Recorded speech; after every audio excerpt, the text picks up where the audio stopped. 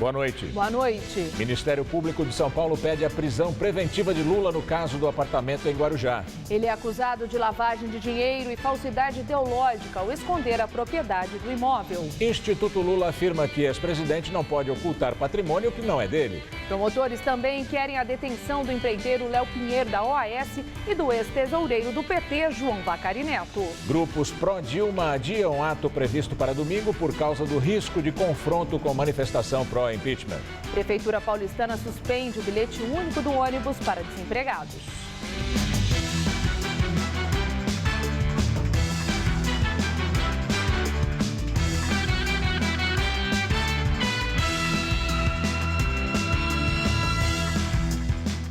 O Ministério Público de São Paulo detalha a denúncia apresentada contra o ex-presidente Lula no caso do apartamento em Guarujá.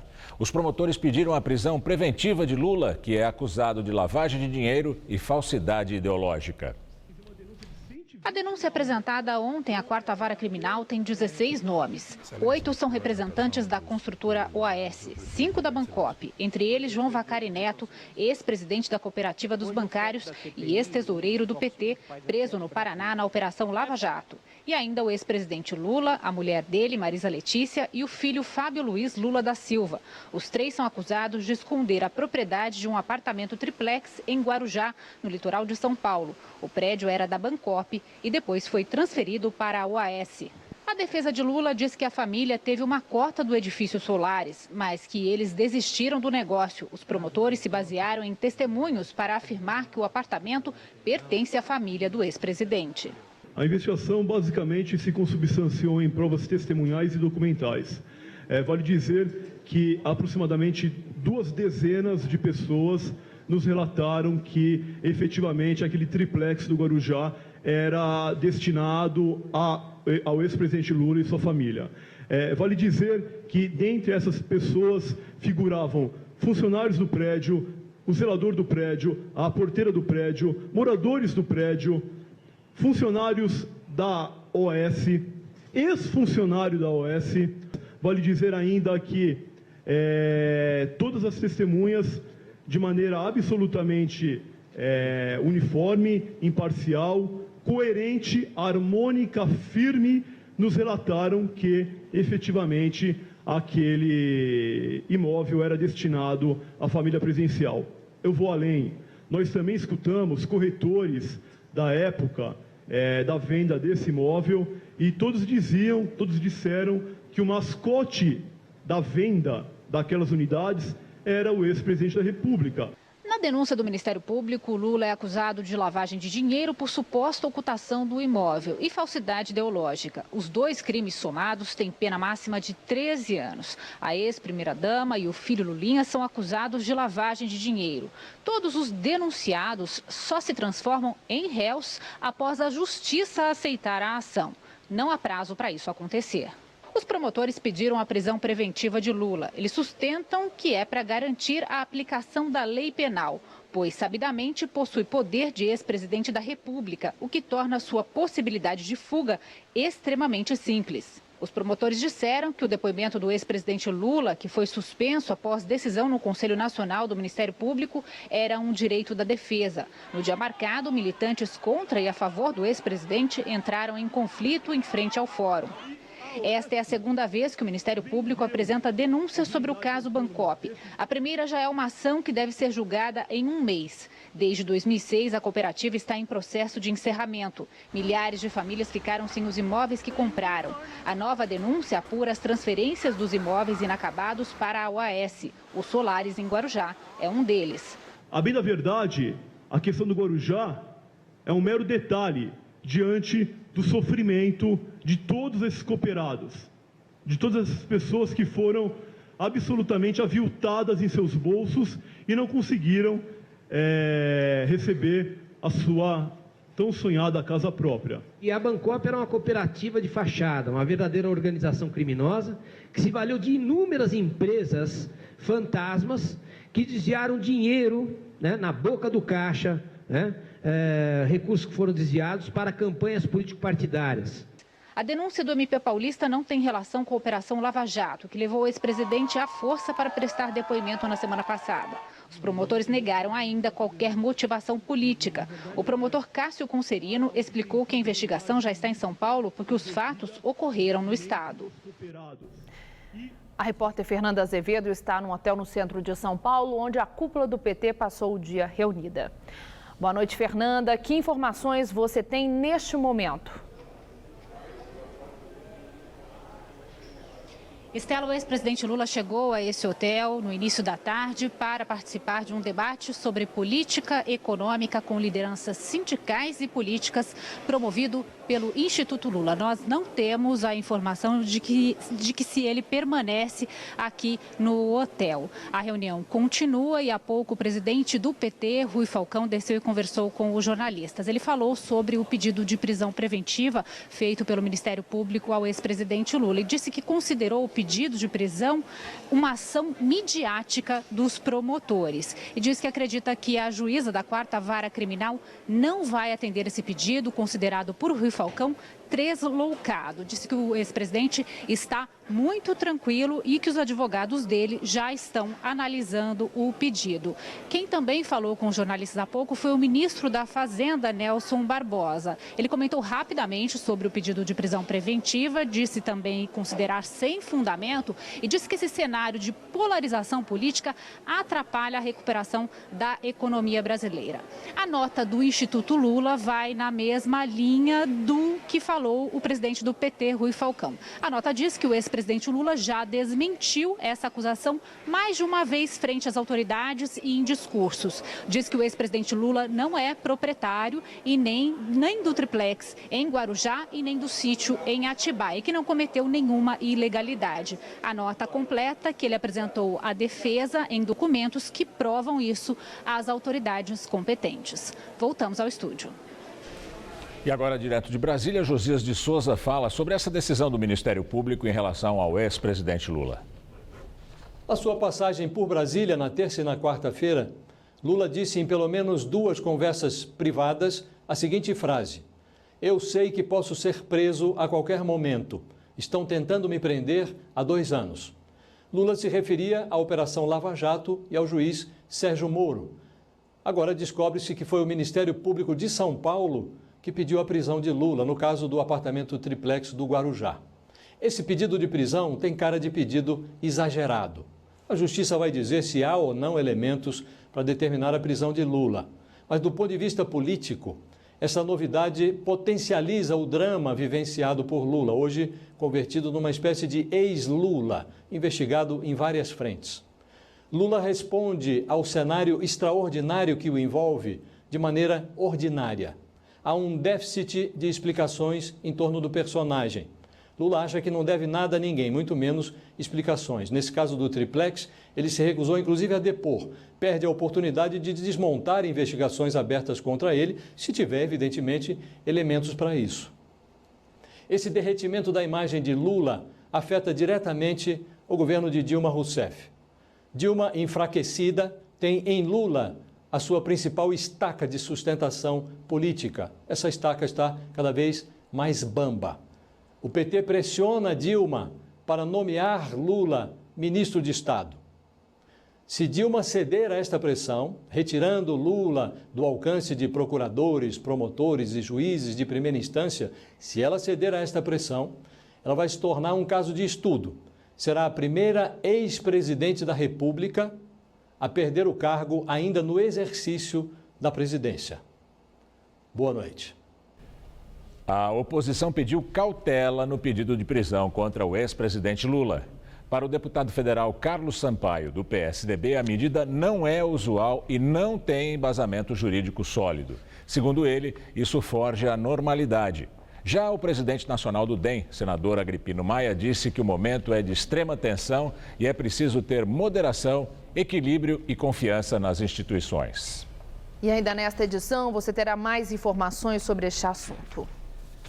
Organizadores do ato pró-Lula, previsto para o próximo domingo, decidiram mudar a data para evitar o risco de confrontos com os grupos pró-impeachment, que desde o começo do ano prepararam mais uma manifestação na Avenida Paulista. O ato pró-Lula que iria acontecer na Praça Roosevelt foi adiado para o dia 20. A juventude do PT, a União Nacional dos Estudantes e movimentos sociais pretendiam realizar um evento cultural em defesa do ex-presidente. As lideranças concluíram que o potencial de conflito seria grande e decidiram mudar a data. O senador Aécio Neves, do PSDB, voltou a convocar os brasileiros a participarem dos protestos do próximo domingo. Estamos mobilizando quem nós podemos mobilizar, porque eu acredito que no dia 13 os brasileiros estarão dando um recado muito claro a esta casa. Encontrem uma saída para a crise. E a crise, para mim, tem um nome: Dilma Rousseff. O publicitário João Santana e a mulher dele, Mônica Moura, não responderam às perguntas durante o depoimento à Polícia Federal em Curitiba, na Operação Lava Jato. A sessão durou 1h30. João Santana limitou-se a negar que tenha destruído provas antes de se entregar no dia 23 de fevereiro. Ele e a mulher estavam na República Dominicana e voltaram ao Brasil quando foi decretada a prisão. João Santana e Mônica Moura são suspeitos de receber dinheiro do esquema de corrupção da Petrobras, como pagamento por serviços prestados ao PT. O publicitário foi marqueteiro de campanhas de Marta Suplicy, Lula e Dilma. O Supremo Tribunal Federal concedeu indulto, que é o perdão da pena, ao ex-presidente da Câmara dos Deputados, João Paulo Cunha, condenado no mensalão petista. O benefício teve como base decreto assinado pela presidente Dilma Rousseff no fim do ano passado. João Paulo Cunha foi condenado a 6 anos e 4 meses de prisão pelos crimes de peculato e corrupção passiva. Ele cumpriu 1 ano e 20 dias em regime semiaberto e mais 1 ano e 20 dias em regime domiciliar. O indulto natalino previsto na Constituição beneficia os presos condenados a menos de 8 anos, não reincidentes e que tenham cumprido 1/3 da pena. Antes de João Paulo Cunha foram beneficiados o ex-deputado José Genuíno e o ex-tesoureiro do antigo PL, Jacinto Lamas. Em fevereiro, o ministro Roberto Barroso, relator do mensalão petista no STF, negou o benefício ao ex-ministro da Casa Civil, José Dirceu, atualmente preso em Curitiba na Operação Lava Jato. Também podem ser beneficiados com indulto o ex-tesoureiro do PT, Delúbio Soares, os ex-deputados federais Valdemar Costa Neto, do PR, Bispo Rodrigues, do extinto PL, Pedro Henri, do PP, além do ex-diretor do Banco Rural Vinícius Samarani e o advogado Rogério Tolentino. A Prefeitura de São Paulo suspende o bilhete único para desempregados. Agora, pessoas que buscam trabalho e precisam andar de ônibus têm que pagar o valor da passagem de R$ 3,80. O credenciamento para o bilhete único do trabalhador desempregado começou no dia 15 de fevereiro deste ano.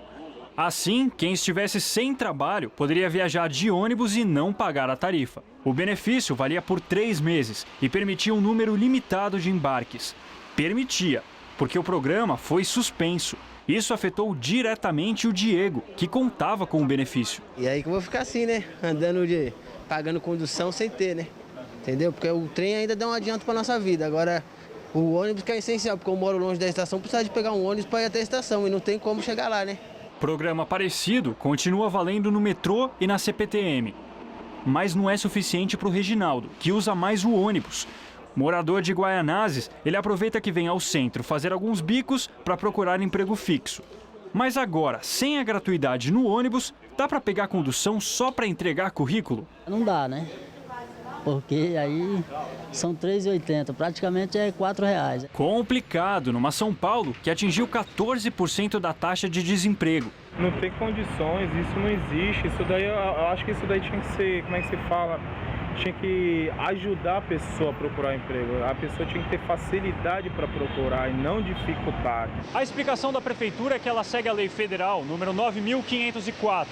Diz que em ano eleitoral, nenhuma administração pública é permitida a distribuir benefícios gratuitos, exceto em casos extremos ou se o projeto já for autorizado por lei ou se já estivesse presente no orçamento do ano anterior.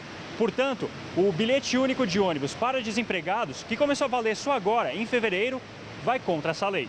A Prefeitura agora vai consultar a Justiça Eleitoral para saber se pode manter o programa. O Tribunal Regional Eleitoral de São Paulo confirma que o assunto precisa ser julgado por uma comissão.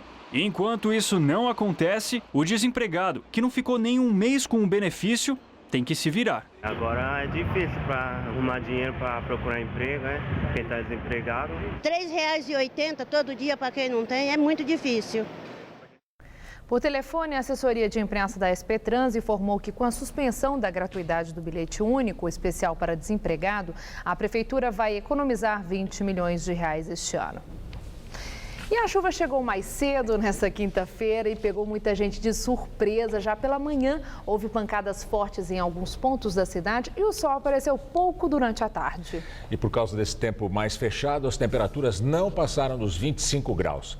Será que o tempo continua assim amanhã?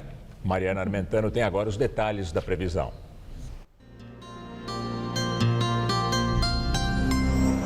As nuvens continuam bastante carregadas nesta sexta-feira, de norte a sul do país. O tempo só deve ficar firme e ensolarado nessas áreas em amarelo do mapa, entre o oeste gaúcho e o sudoeste do Mato Grosso e também do Espírito Santo até o Rio Grande do Norte.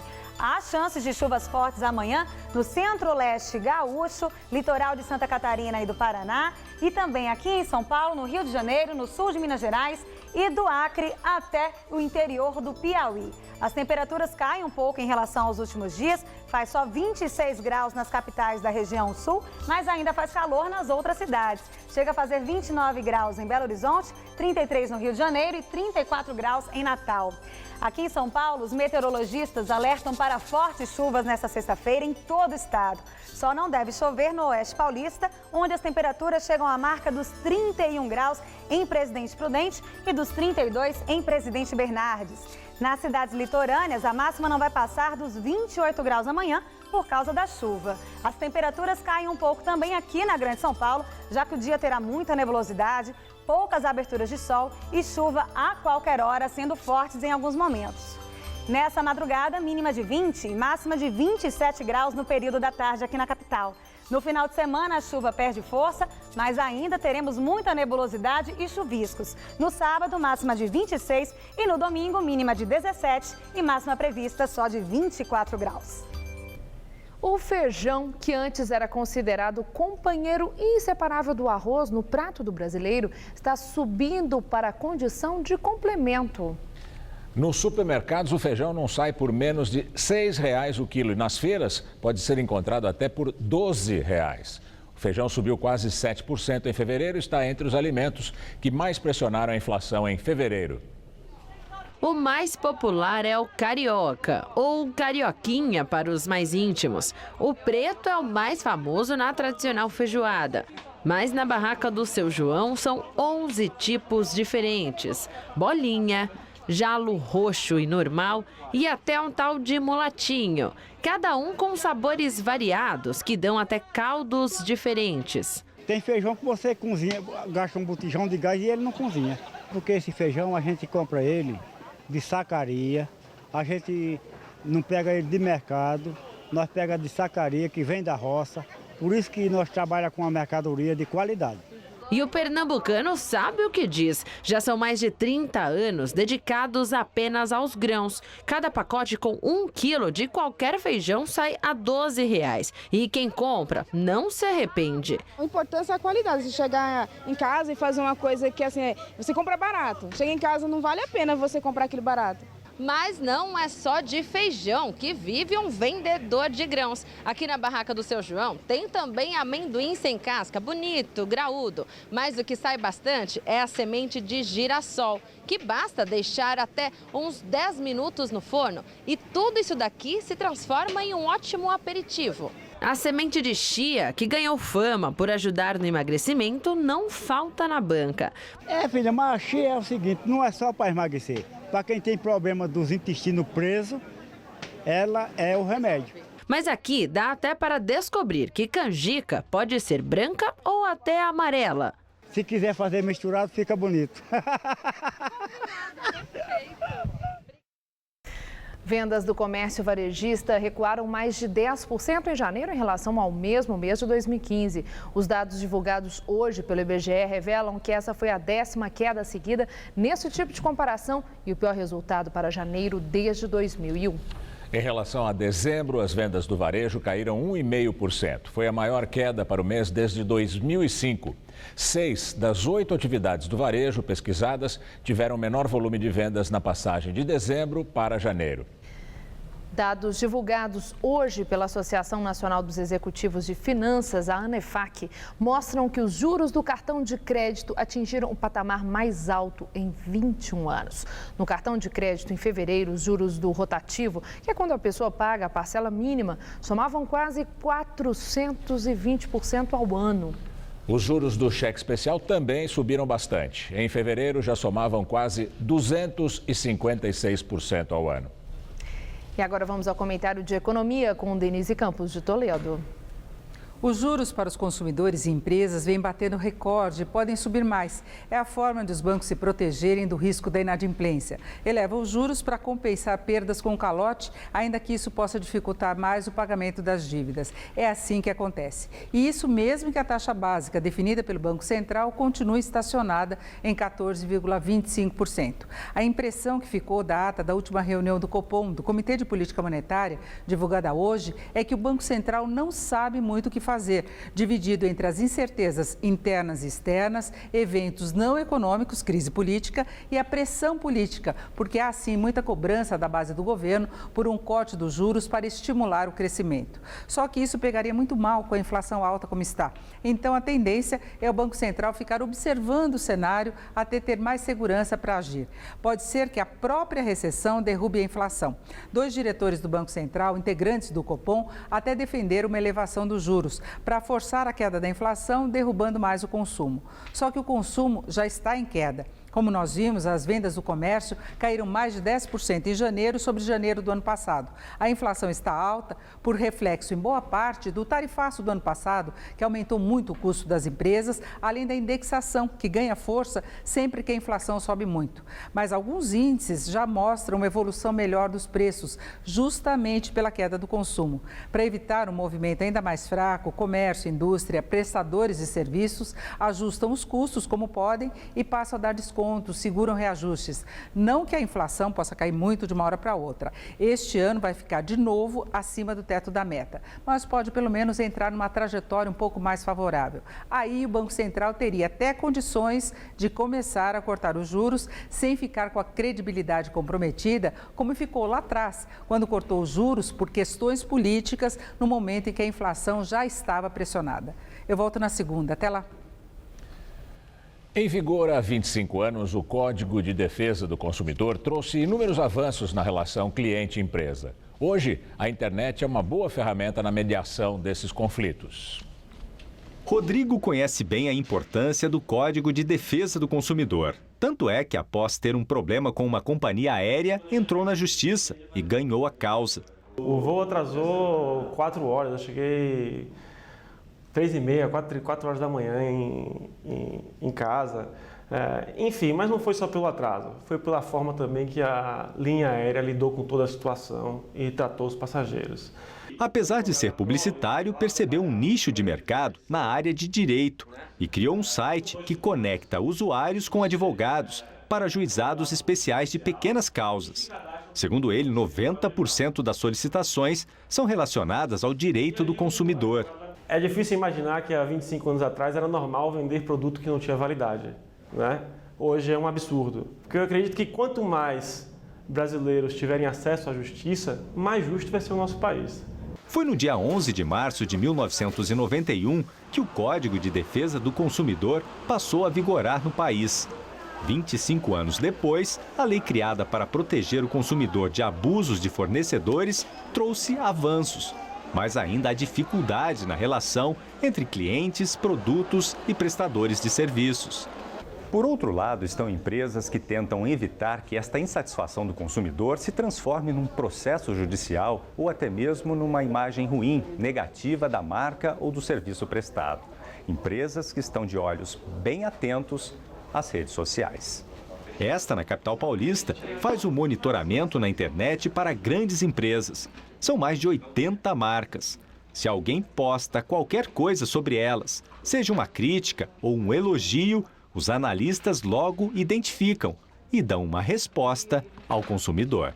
A gente sempre tem a preocupação de fechar esse caso na rede social, né, e tentar ouvir um feedback do consumidor a respeito disso. E muitas vezes, sim, a gente tem um feedback positivo que aquilo foi resolvido.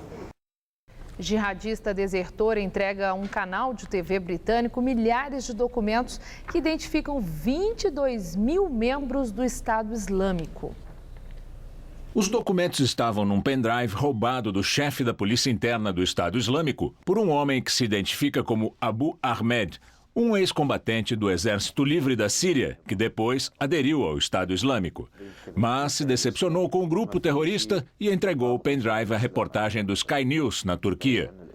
De acordo com o canal de TV, os milhares de documentos são como fichas que voluntários preenchem ao se integrar ao grupo terrorista, com endereço, telefone, contatos familiares e até tipo sanguíneo, além do nível de conhecimento da lei islâmica e quem os recomendou. Alguns nomes já são bem conhecidos em seus países e os documentos podem ajudar a identificar milhares de terroristas. A Alemanha e a Grã-Bretanha examinam a lista vazada. A Polícia Federal Alemã disse que a informação sobre os jihadistas alemães é provavelmente verdadeira. Vamos agora ao comentário de política internacional com João Batista Natali.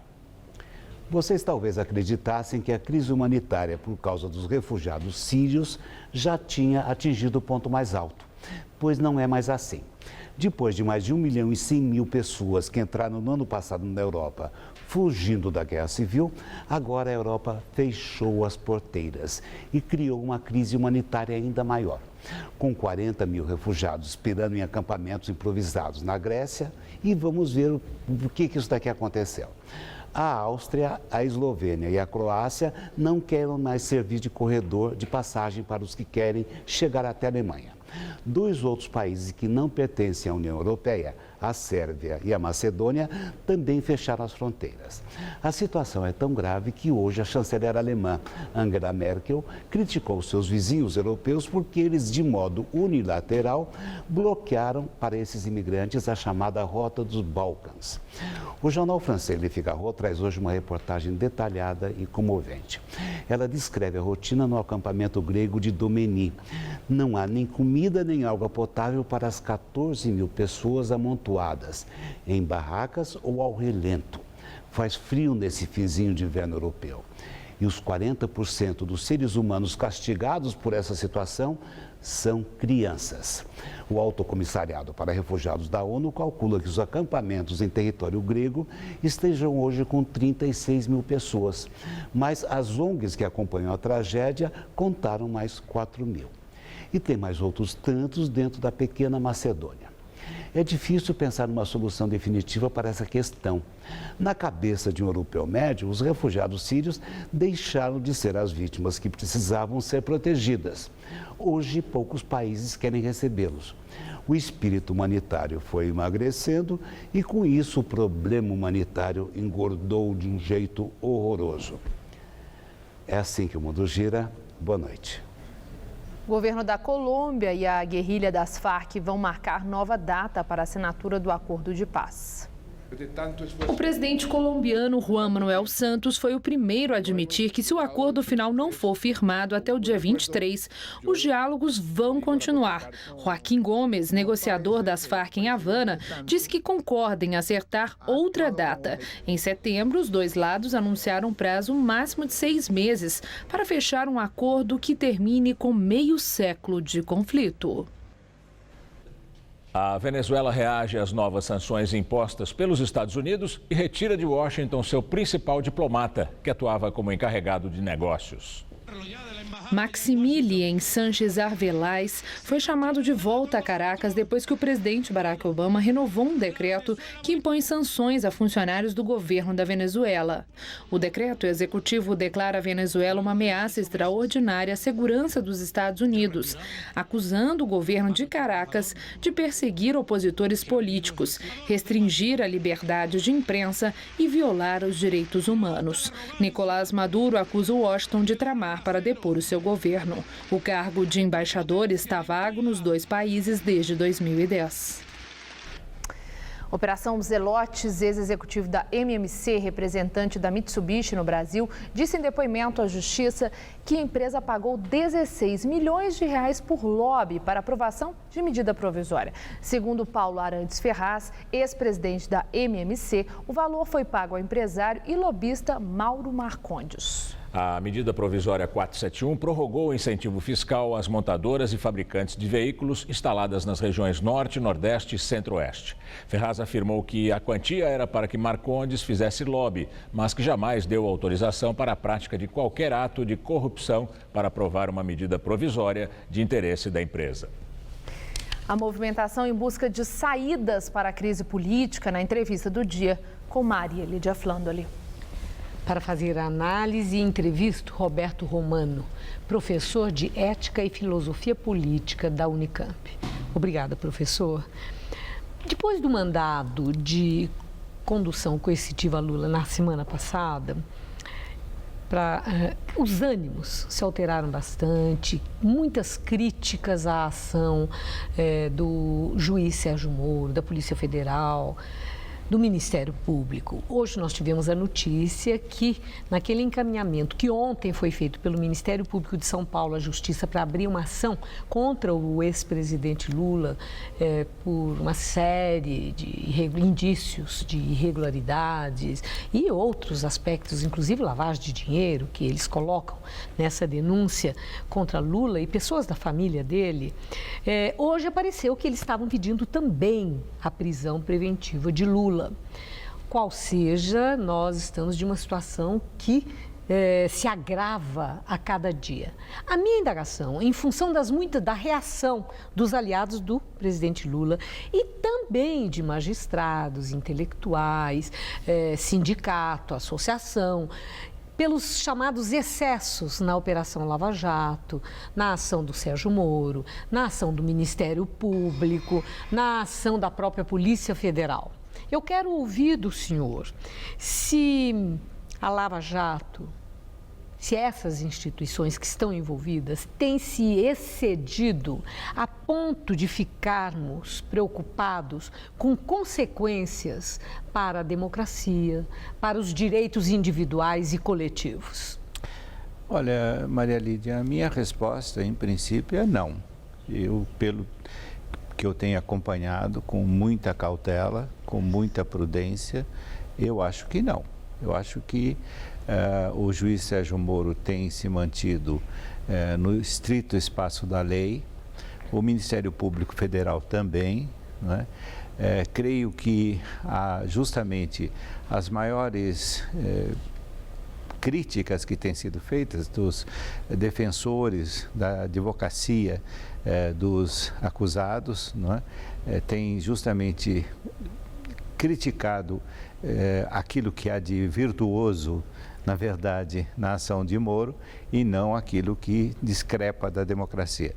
Então, eu creio que nós estamos mais enfrentando um debate ideológico, político, partidário e nesse debate você não faz justiça ao adversário.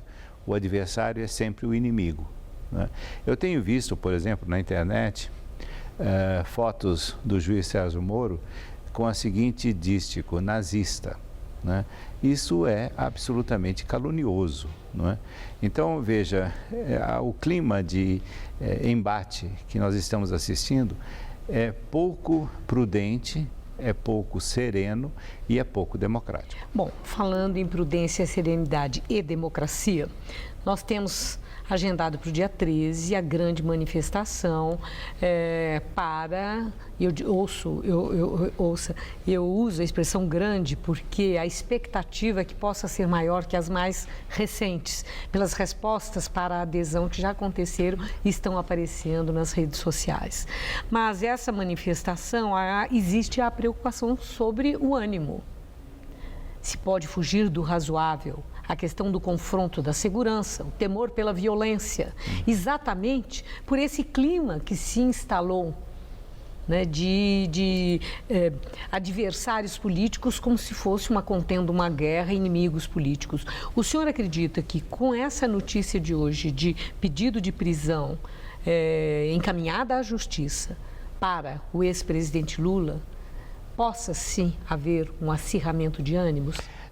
Sim, eu creio que o acirramento de ânimos será cada vez maior.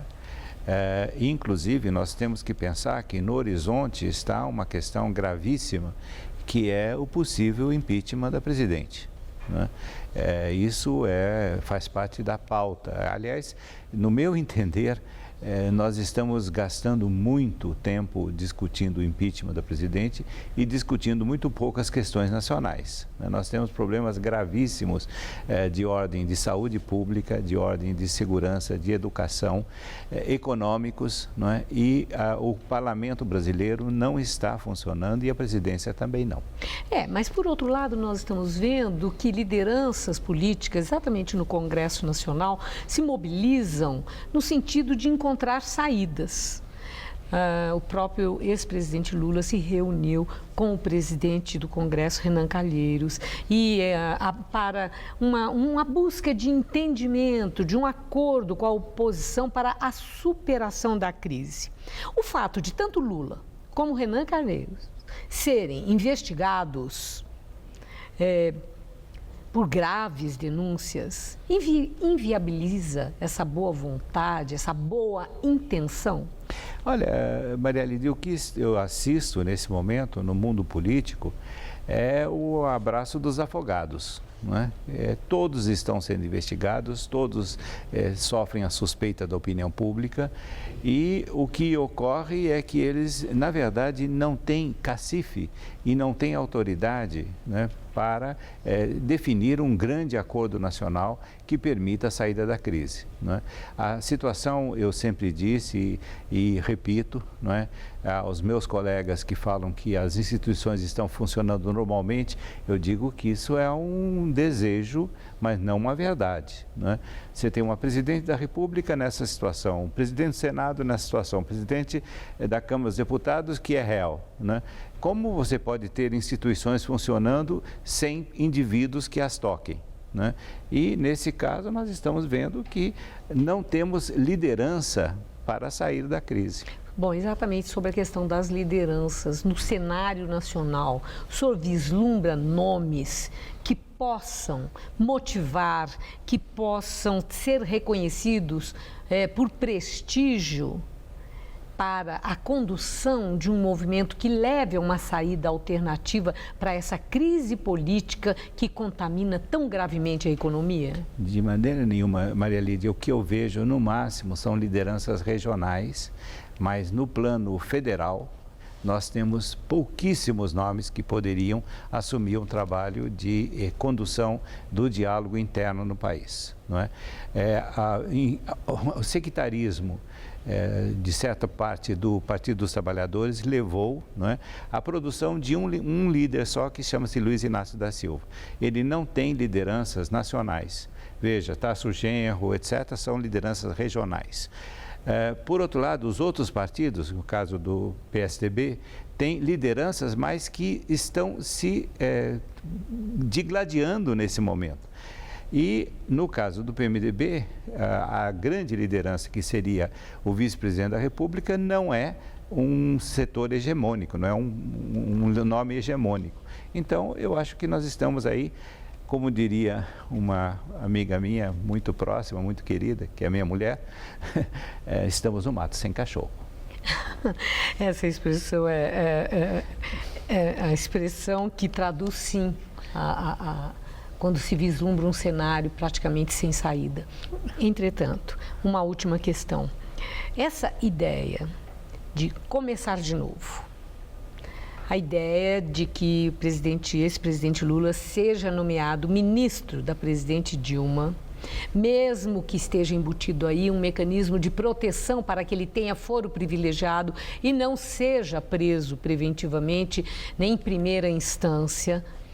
Mas Lula, com a liderança que tem, porque ele tem uma liderança ainda, embora declinante, mas tem, possa assumir um posto ao lado de Dilma, de comando, para uma saída para a crise e uma retomada e que quebre esse estágio que nós estamos de paralisação que o senhor tão bem descreveu? Eu acho impossível, Maria Lídia, porque seria a decretação da impossibilidade de governar definitiva da presidente Dilma. Nós teríamos um ministro que teria mais poderes reais e não formais do que a presidente.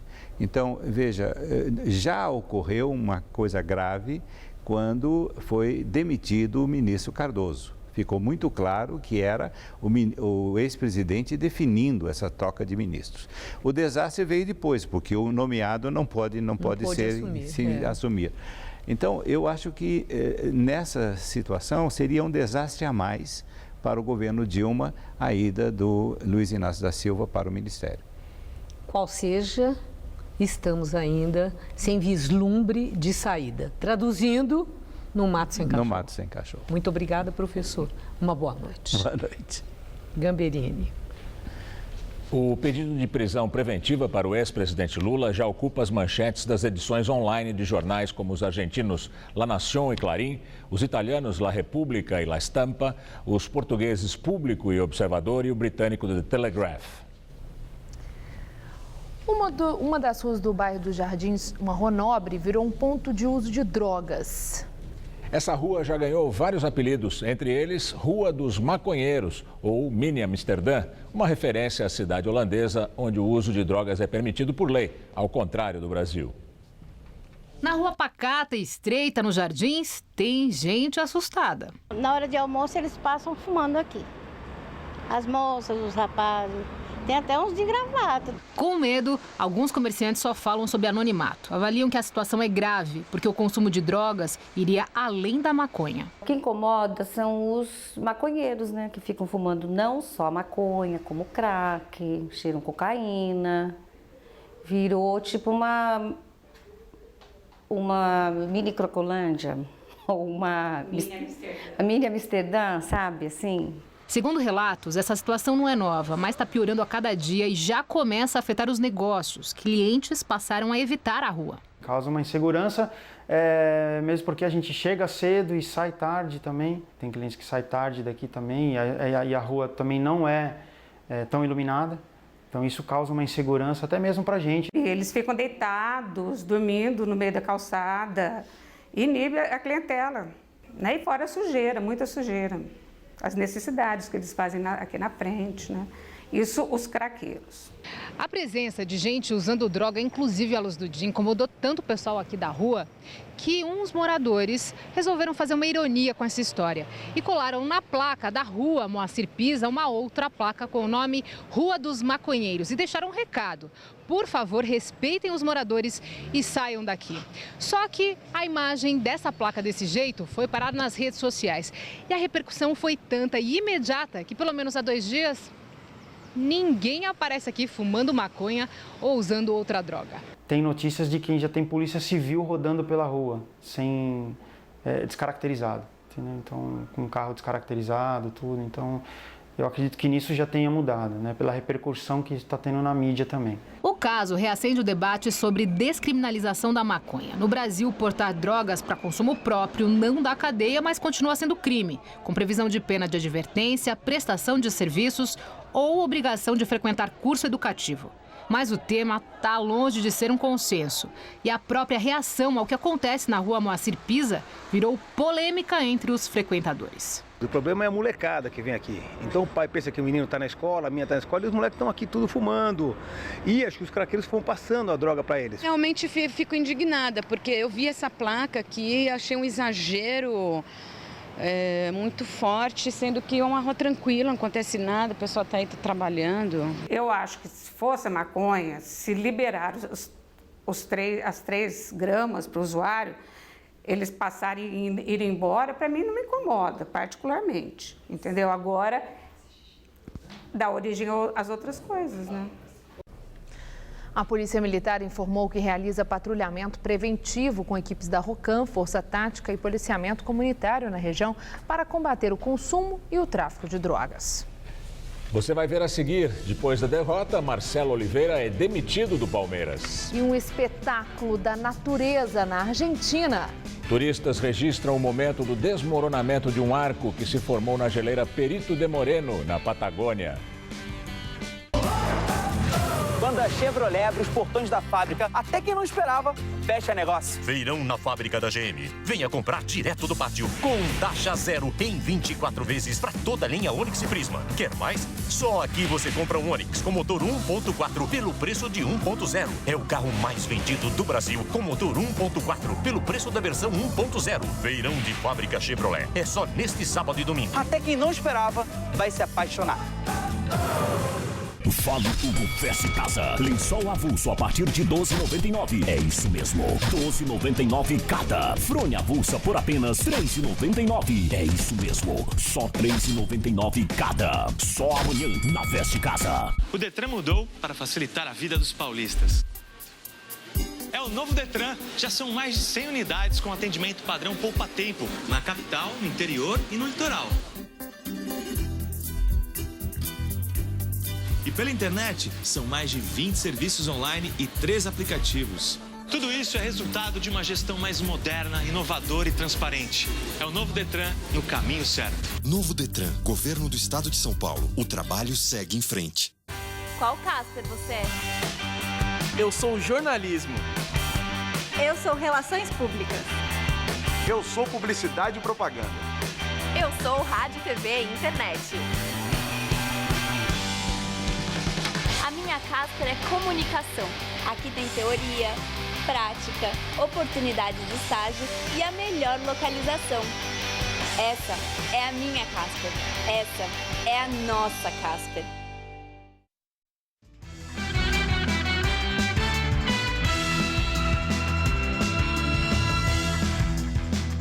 Nós voltamos a falar com a repórter Fernanda Azevedo, que está num hotel onde a cúpula do PT passou o dia reunida. Fernanda, que informações você tem neste momento?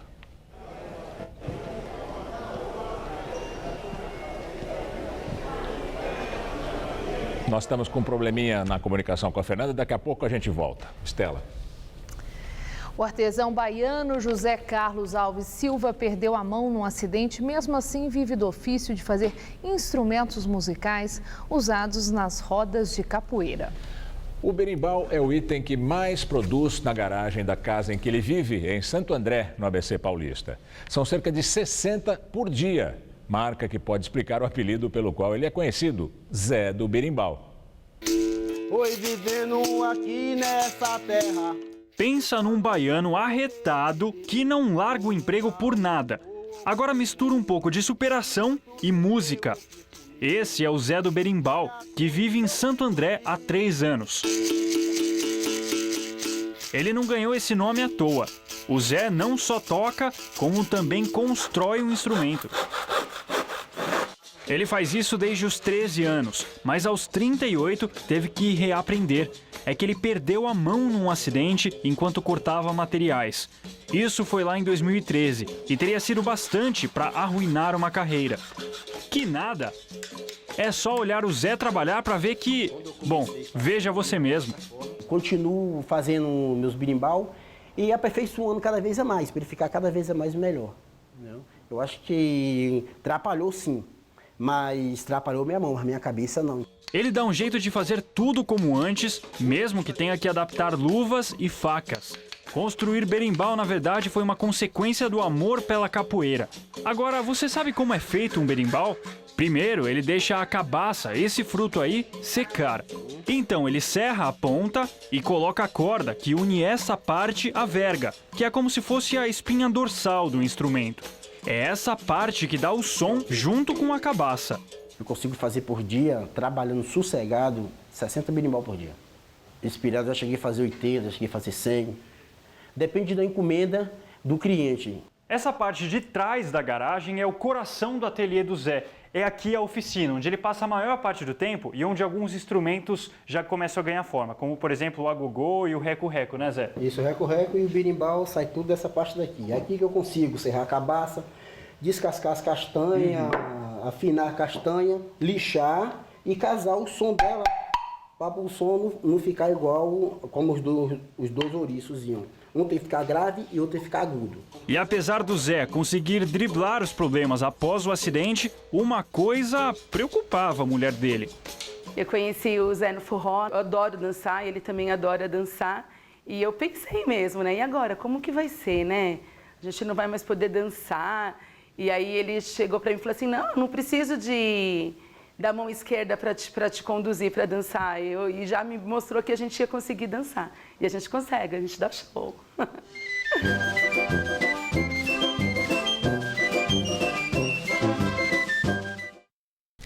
Nós voltamos a falar com a repórter Fernanda Azevedo, que acompanha a reunião da cúpula do PT num hotel de São Paulo. Olá, Fernanda.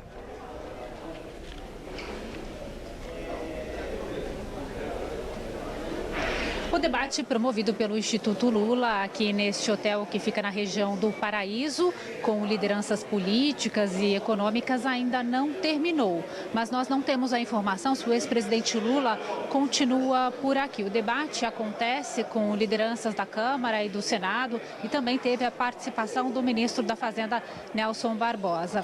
Segundo o presidente do PT, Rui Falcão, quando a notícia do pedido de prisão preventiva ao ex-presidente Lula foi divulgada, o presidente estava na reunião e, segundo o Rui Falcão, ele estava tranquilo. Agora há pouco, o Instituto Lula divulgou uma nova nota específica sobre o pedido de prisão. Segundo a nota, o promotor paulista que antecipou sua decisão ao denunciar Luiz Inácio Lula da Silva antes mesmo de ouvir o ex-presidente, dá mais uma prova de sua imparcialidade ao pedir a prisão preventiva de Lula. A nota diz que Cássio Conserino não é o promotor natural deste caso e que ele tem documentos que comprovariam que o ex-presidente Lula não é proprietário nem do triplex em Guarujá e nem do sítio em Atibaia. A nota termina dizendo que o promotor usa seu cargo para fins políticos. Voltamos ao estúdio.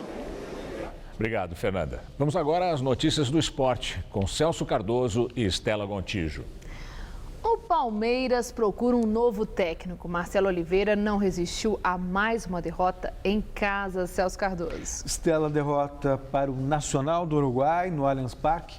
Custou o emprego do técnico Marcelo Oliveira, demitido logo após o jogo, ainda nos vestiários.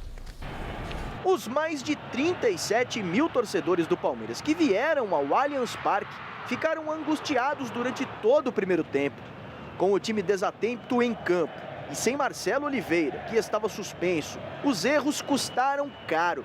O Nacional, com Lopes, aproveitou a bobeira da zaga do Palmeiras e esbanjou tranquilidade, abrindo o placar. O cochilo da zaga alviverde não parou por aí. Zé Roberto vacilou. Em posição legal, Bárcia tratou de bater na saída do goleiro Fernando Praz. Sozinho, ele não desperdiçou. O troco veio ainda no primeiro tempo. Gabriel Jesus teve a coragem suficiente para driblar dentro da área e fazer a galera pular de alegria. O time do Palmeiras não teve forças para virar o jogo. Final no Allianz Parque, Palmeiras 1, Nacional 2. Com este resultado, o Palmeiras perde a liderança do Grupo 2 da Copa Libertadores da América e terá que conquistar uma vitória fora de casa na semana que vem contra o mesmo Nacional em Montevidéu para reconquistar o posto que perdeu. Desde o ano passado, o time não vinha, na verdade, jogando bem. O treinador, vamos analisar com calma e, a partir de agora, o treinador do Palmeiras, nesse momento, é o Alberto até uma solução final. Celso, Marcelo Oliveira se mostrou um técnico muito eficiente no Cruzeiro, né? Tem todos esses títulos, né? Como que a gente explica agora essa não atuação muito boa no Palmeiras? Não deu liga, essa é a real, e também faltou um pouco de paciência para os dirigentes do Palmeiras. Por lá já passaram Luxemburgo, Muricy Ramalho, e a coisa não funcionou. O Cuca deve ser a próxima vítima. O Corinthians também não se deu bem na Libertadores. O Timão teve 2 jogadores expulsos e perdeu do Cerro Porteña de virada. Veja os gols. No estádio Defensores del Chaco, o Corinthians abriu o placar diante do Cerro Porteño depois que André aproveitou um rebote do goleiro Antony Silva. No segundo tempo, o empate do Ciclone aconteceu na forte cabeçada de Beltrán. O drama corintiano continuou depois que André e Rodriguinho foram expulsos. Com 2 jogadores a menos, Sérgio Dias colocou os donos da casa na frente do placar. O Cerro Porteño ainda conseguiu ampliar a contagem. Beltrán ganhou do zagueiro Felipe e fez 3-1. No apagar das luzes, Iago sofreu pênalti que Giovanni Augusto converteu. Final, Cerro Porteño 3, Corinthians 2. Realmente não foi uma boa jornada para os brasileiros. O Grêmio também decepcionou sua torcida. Pelo menos não perdeu. Empatou em Porto Alegre com o São Lourenço e também perdeu pontos importantes na briga pela classificação. Jogando na arena, o Grêmio saiu na frente do São Lourenço aos 25 da primeira etapa, com Fred cobrando falta por fora da barreira. Menos de 10 minutos depois, Peluche colocou na área, Cauterucci subiu mais alto que a defesa gremista e empatou para os argentinos. Final, Grêmio 1, São Lourenço também 1. E hoje tem outros brasileiros em campo pela Libertadores. O São Paulo joga neste momento contra o River Plate em Buenos Aires e acredite, está vencendo o jogo por 1-0, o gol do Paulo Henrique Ganso. Às 9h45 da noite, em Santiago, jogam Colo-Colo e Atlético Mineiro. E amanhã a gente traz esses gols. Obrigada, Celso. Uma boa noite para você. Com você, Gamberini. Turistas que estavam no Parque Nacional Los Glaciares, na Patagônia, Argentina, testemunham um espetáculo da natureza. Um arco que se formou na geleira Perito Moreno desmoronou no meio da manhã, debaixo de chuva.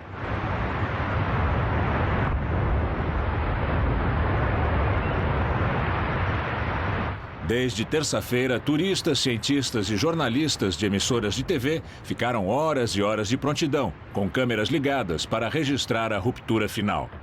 O fenômeno natural acontece a cada 2 ou 4 anos, geralmente no verão. Desde 1917 foram registradas 22 rupturas, mas elas ficaram 16 anos sem acontecer, até 2004. A última vez tinha sido em 2012, mas ninguém gravou, porque aconteceu de madrugada. A geleira Perito Moreno foi declarada Patrimônio da Humanidade pela Unesco. E o Jornal da Gazeta termina aqui. A edição de hoje pode ser vista no site do Jornal da Gazeta. Mais notícias em nossa edição das 10. Uma boa noite para você. Voltamos amanhã às 7. Boa noite e até lá.